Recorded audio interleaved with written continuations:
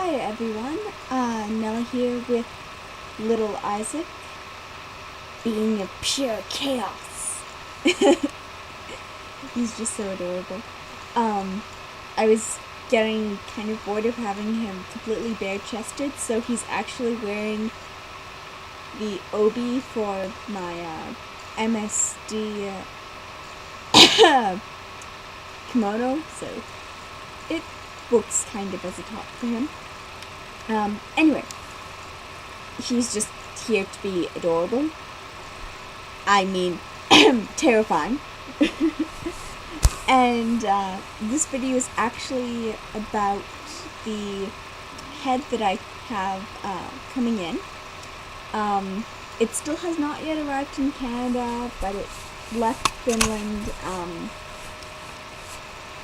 last week.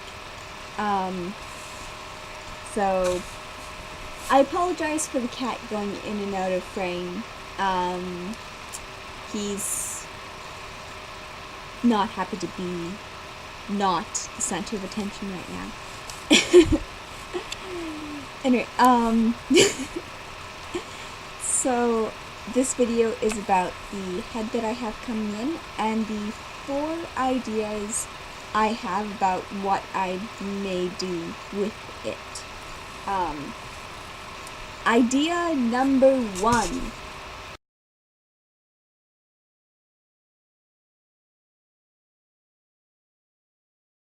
As that title said, idea number 1 is an 80s werewolf. Kind of inspired by Lost Boys, the 1987 film about vampires that are a gang in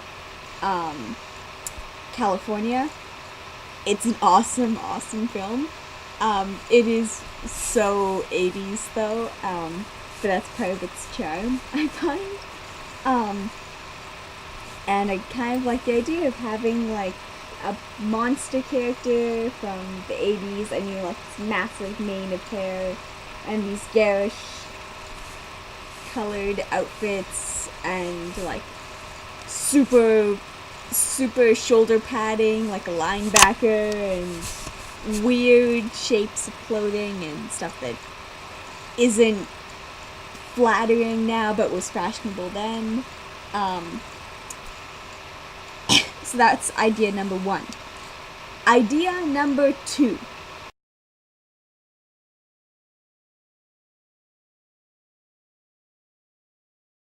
Idea number 2 is far more modern, kind of an autumn feel to it. Muted colors, a lot of coats, like trench coats, but the idea for this one actually has a name, as you guys just saw, and the name would be Cassie, short for Cassius, not Cassandra. Because I love the name Cassius, and I would love to have a character named Cassius. I actually do in one of my stories. There's a character named Cassius, but he's a horrible person. So I kind of want to have a nice person named Cassius, because it's an awesome name. So, that's idea number 2. Idea number 3.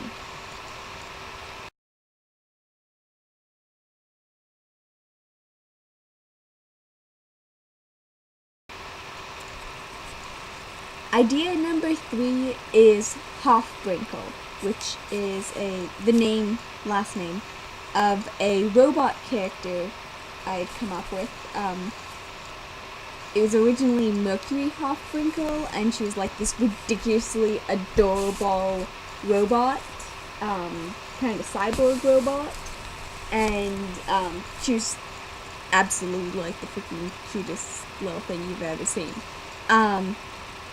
But the idea for Hofbrinkel that the hoodoo head may or may not become is kind of a cyborg character that's, kind of torn between the natural and the inorganic. So a lot of the clothing choices are dark with like neon light accents and like circuitry patterns, but her hair is like this massive, bushy, unmanageable thing that is on her head.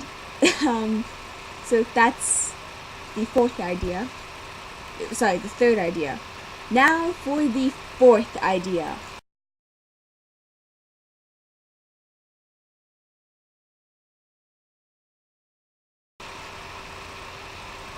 The fourth idea is actually the most developed idea. It is really weird to gesture with the doll in my hand. I didn't realize how weird that looks. Sorry about that, Isaac. So the fourth idea, the most developed idea. This is why I have to have nothing in my hands. Developed idea, is this is going to sound weird because I don't say my O's very well. So I'm going to put it up right, somewhere above my head. Horu, H-O-R-R-U.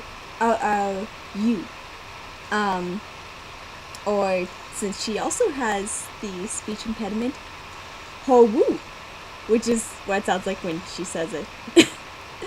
And the idea for that is more of a kind of a cutesy character, because I love cutesy characters. A cutesy character, kind of more childish, the sort of character you just want to like shelter and protect from the world. Except for she is a spirit that is a manifestation of a very particular type of horror, a very particular type of fear. The only thing is, the fear that she represents is actually not that scary for most people, so she's kind of really, really bad at her job. Right now, what I'm imagining is it's something involving, like, cutesy, childish things and stuffed animals. But it's very, very specific. An example that I came up with is, it might be the fear of teddy bears biting heads off of Teddy Grahams underneath your bed.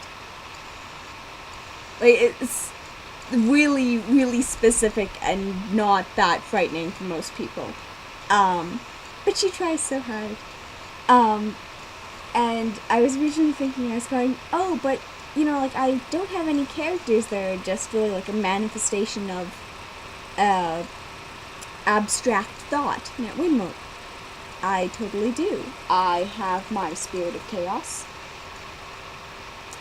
And I have my representation of order, Noah. So the other idea and part of why this idea for Horu is more, I'm going to say how she says it, Horu is more fleshed out is because she would be therefore connected with two of my other dolls. And it would be really cute. I keep going back to it would be adorable.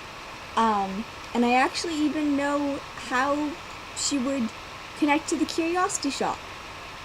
What happens is that Horu is taken from the city by Li Shuang, brought to the Curiosity Shop, so she can be taken care of there because the city is really dangerous, and is actually very dangerous even for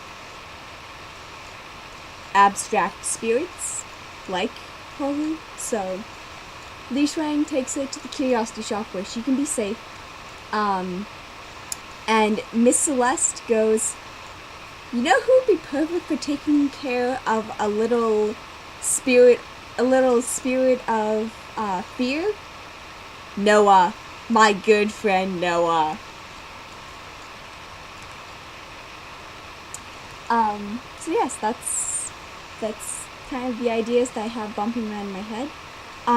There's going to be a video after this kind of talking about a few things that happen during Miss Celeste and I'm going to pull this back up and Noah's friendship, and what happens when Isaac meets Miss Celeste for the first time. Well, first time chronologically for him, not the first time chronologically for her. Okay, bye everyone.